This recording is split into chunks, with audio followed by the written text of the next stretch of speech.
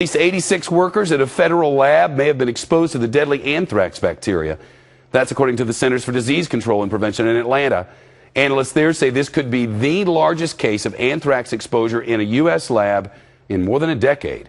But agency officials say the risk of infection really is quite low.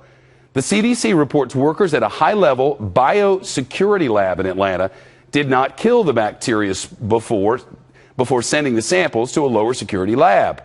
It wasn't equipped to handle live anthrax. The CDC's deputy director tells our John Roberts in Atlanta that the incident is incredibly troubling. We're very, very concerned about this happening, and we're very, very committed to ensuring that it does not happen again. Agency officials say they're still monitoring staffers and giving them antibiotics. Dr. William Schaffner joins us now live. He is the president of the National Foundation for Infectious Diseases and a member of the CDC Advisory Committee. Good to see you, Doc. Hello, Shep. Big deal here, concerning? Oh, sure, it's concerning, and it must be terribly disheartening to my friends at the CDC who take such strong professional pride in their work that something like this should happen. But they're on top of it.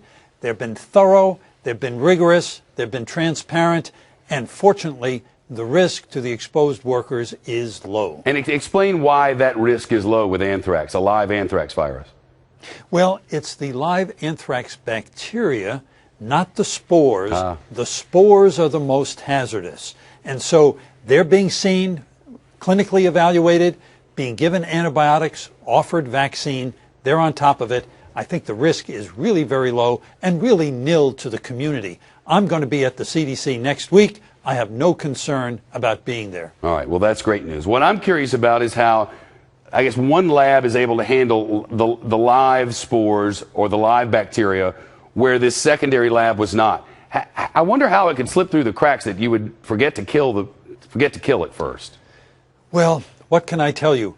The protocols seem not to have been carried out for some reason, and believe me, they're trying to find out why that is. That should never have happened. As I say, the CDC takes terrific pride in the rigor of its work, and for something like this to have happened is disconcerting.